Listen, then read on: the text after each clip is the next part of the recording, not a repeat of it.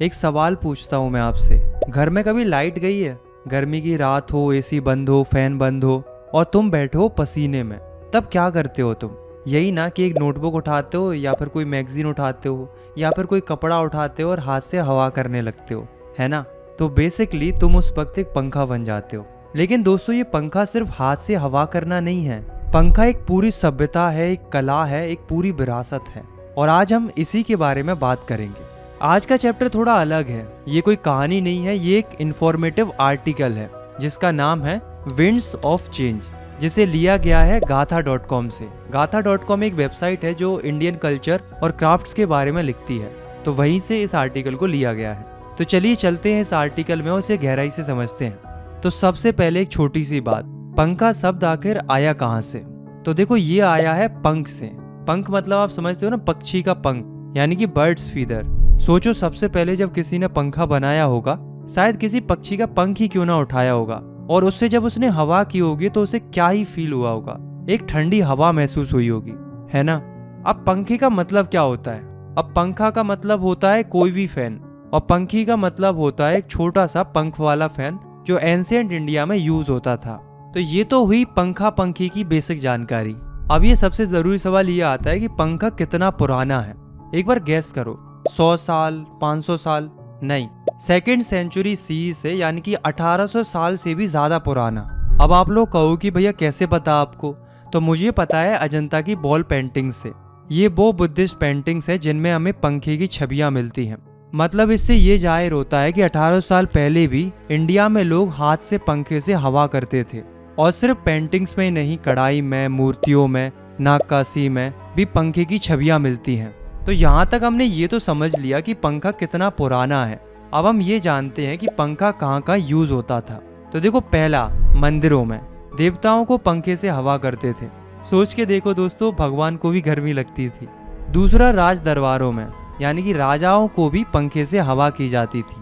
और अगर हम इन पंखों के साइज की बात करें तो सिर्फ 2 इंच का छोटा सा पंखा भी होता था, और इतना बड़ा भी एक पंखा होता था जिसे पूरे हाथ की ताकत चाहिए होती थी उसे हिलाने के लिए। धीरे धीरे ये पंखा सिर्फ जरूरत की चीज नहीं रहा, ये एक कल्चरल आइटम बन गया था। ये ट्रेड रूट्स पर बिकने लगा था, एक जगह से दूसरी जगह जाने लगा था। लोग इसे खरीदते थे, गिफ्ट करते थे, क्योंकि ये था एक्सोटिक और स्टाइलिश। और फिर कुछ ऐसा हुआ जो इंडिया में हमेशा होता है। हर गांव ने, हर शहर ने अपना अपना पंखा बना लिया। अपनी मिट्टी, अपने रंग, अपनी कला। एक जगह का पंखा दूसरी जगह के पंखे से बिल्कुल अलग था। यही तो इंडिया है ना दोस्तों। एक अकेले देश में कितनी सारी अलग अलग दुनियाएं हैं। अब ये जो पूरा चैप्टर है वो अलग अलग स्टेट्स के पंखे के बारे में बताता है, तो ध्यान से सुनना, क्योंकि एग्जाम में टेबल फिल करने वाला क्वेश्चन यहाँ से आ सकता है। तो सबसे पहले देखो, हम पढ़ते हैं राजस्थान के बारे में। राजस्थान, रंग और रोशन। तो राजस्थान में हमें कई तरह के पंखे देखने को मिलते हैं। तो पहला है एप्लीके हैंड फैन। एप्लीके मतलब अलग अलग शेप्स और पैटर्न्स के कपड़े को काट कर एक दूसरे कपड़े पर सीना, बिल्कुल जैसे जैसे एक पेंटिंग हो, बस कपड़े से। ये एक बहुत ही खूबसूरत कारीगरी थी। दूसरा है जरदोजी हैंड फैन। जरदोजी मतलब सोने की चमकदार धागाओं से कढ़ाई किया हुआ चमकता चमकता पंखा, एकदम राजपूती शान वाला। तीसरा है temple hand fan. Temple hand fan ये एक पीतल का पंखा होता है, यानी कि ब्रास का। उस पर नक्काशी होती है। नक्काशी मतलब एक लंबी डंडी होती है, और इसे मंदिरों में देवताओं के लिए इस्तेमाल किया जाता है। और एक और है पेंटेड हैंड फैन, जो कि कार्डबोर्ड का होता है। उसमें तस्वीरें होती हैं जिसे भगवान को ऑफर किया जाता है। तो ये तो बात हुई राजस्थान की। तो चलो अब हम बात करते हैं गुजरात की। तो गुजरात के पंखे प्योर कॉटन के बने होते हैं, और उन पर मिरर वर्क होता है और छोटे छोटे आईने लगे होते हैं। तो जब भी उन पर धूप पड़ती है तो वो चमकते हैं। फिर दूसरा है बीट्स हैंड फैन, जो कि रंगीन मोतियों से ढका होता है। इसका हैंडल चांदी का होता है और इसे घर की दीवारों पर लगाते हैं डेकोरेशन के लिए। और तीसरा, गुजरात के कच्छ में लेदर का पंखा भी होता है, जो कि हाथ से सिया हुआ होता है, जिस पर सीम पे धागे और ऊन लगे होते हैं। गुजरात में घर घर में औरतें ये पंखा बनाती हैं, घर में बैठी हुई अपने हाथ से, और यही उनका रोजगार भी होता है। तो ये तो बात हुई गुजरात की। नेक्स्ट अब हम बात करते हैं वेस्ट बंगाल की, यानी कि 16 की सफेदी। बंगाल के पंखे एकदम अलग हैं। अलग क्यों है? क्योंकि वहाँ के जो पंखे हैं वो 16 से बनते हैं।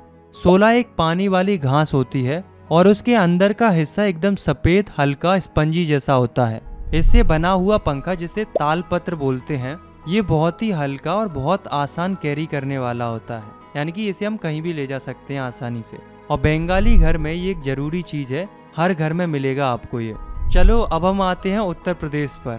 तो यूपी में होता है फाद हैंड फैन, पता नहीं यार क्या नाम है। इसमें क्या होता है, सोना, चांदी की झरी, सिल्क और सैटिन की झालर, एकदम रॉयल फील देता है ये। इसका इस्तेमाल फेस्टिवल्स में और पूजा में होता है। वहीं अगर हम बात करें बिहार की, तो बिहार में है बम्बू की मजबूती। बिहार में है रंगीन बम्बू के पंखे, मजबूत, टिकाऊ और पूरे इंडिया में जाने जाते हैं अपनी एंटिक फील की वजह से। इसी तरीके से उड़ीसा में भी बड़े बड़े पाम लीव्स के फैंस हैं। और दोस्तों अगर हम बात करें इंडिया की ट्राइब्स की, तो उनके अपने पंखे हैं, घास, धातु, बम्बू, पाम लीव्स, जो कि इन सब से बनते हैं। इनमें ज्योमेट्रिक पैटर्न्स होते हैं, सफ़ेद इंक और लाल बैकग्राउंड, बहुत ही खूबसूरत कॉम्बिनेशन होता है। तो दोस्तों इतना सुन के कैसा लग रहा है, यही कि कितना रिच है हमारा इंडिया, है ना। बेम्बू का पंखा, सोने की झरी, चांदी का handle, mirror work, beads, leather, सोला, एक ही चीज में कितनी वैरायटी है। और हर पंखा कह रहा है कि मैं यहाँ से हूँ, मैं इस जमीन की निशानी हूँ। लेकिन दोस्तों अब एक दुख की बात सुनो, आज के ज़माने में सीलिंग फैन आया, टेबल फैन आया, कूलर आया, एसी आया, और ये हाथ वाला पंखा तो पीछे ही चला गया। अब ये सिर्फ एक डेकोरेशन की चीज़ बन के रह गया है, घर की दीवार पर बस लगा रहता है। लोग गिफ्ट्स देते हैं, लेकिन वो पुराना रोजाना इस्तेमाल किया जाने वाला पंखा वो ऑलमोस्ट ख़त्म हो गया है। और इसके साथ साथ इन्हें बनाने वाले कारीगर भी मुश्किल में हैं। जो लोग ये पंखे बनाते थे उनका रोजगार भी खत्म होने लगा है। ये एक बहुत बड़ी प्रॉब्लम है दोस्तों। एक आर्ट जो हजारों सालों से जिंदा थी वो धीरे धीरे खत्म हो रही है, सिर्फ इसलिए क्योंकि हम उसे भूल गए हैं। लेकिन दोस्तों एक उम्मीद भी है, पंखा मेकिंग वर्कशॉप्स होते हैं, लोग आके यहाँ कला सीखते हैं। हैंडीक्राफ्ट एग्जीबिशंस में पंखे दिखाए जाते हैं, लोग देखते हैं और खरीदते हैं। और जब लोग खरीदेंगे तो कारीगरों को काम मिलेगा, और काम मिलेगा तो वो उस कला को सिखाएंगे भी। और अगर वो सिखाएंगे तो ये कला हमेशा जिंदा रहेगी। आर्टिकल का कंक्लूजन यही कहता है कि पंखे को सेलिब्रेट करो, उसकी कहानी को समझो, उसमें जो कला है उसे रिकॉग्नाइज करो, तभी ये आर्ट जिंदा रहेगी, अदरवाइज ये पीछे छूट जाएगी। तो ये था हमारा चैप्टर। लेकिन एक सेकंड, हम अभी टाइटल पर बात करते हैं। टाइटल हमारा क्या था, विंड्स ऑफ चेंज। ये टाइटल कितना क्लेवर है। इसमें दो मतलब है। पहला पंखा जो कि लिटरली हवा देता है, यानी कि विंड्स। दूसरा वक्त बदला, जमाना बदला, पंखा एक कल्चरल सिंबल से डेकोरेशन बन गया, यानी कि यहाँ हमें चेंज देखने को मिला। तो टाइटल कह रहा है कि हवा भी आई और बदलाव भी आया, पर पंखा अभी भी याद दिलाता है अपनी जरूरत। हो सकता है एग्जाम में ये टाइटल वाला क्वेश्चन जरूर पूछा जाए, क्योंकि ये क्लेवर क्वेश्चन बनता है। एग्जाम के लिए 3 चीजें पक्की याद करना। पहला, पंखा शब्द आया है पंख से, मतलब पक्षी के पंख से, और पंखी मतलब होता है एक छोटा सा प्लम्ड फैन जो कि एंशिएंट इंडिया में यूज होता था। दूसरी, the structure of each fan reflects the cultural core of the region that crafts it, मतलब हर पंखा अपने रीजन की पहचान है। और तीसरी, one of the first steps to preserve the essence of the craft is by celebrating पंखास, मतलब सेलिब्रेट करो तभी ये आर्ट बचेगा।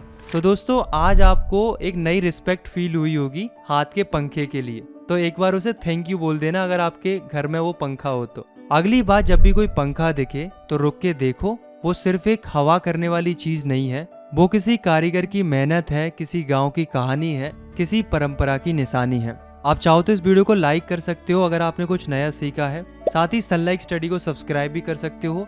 मेरा नाम है राहुल रावत। बाकी मैं मिलता हूँ आपसे नेक्स्ट चैप्टर में। अपना ख्याल रखना। Bye bye.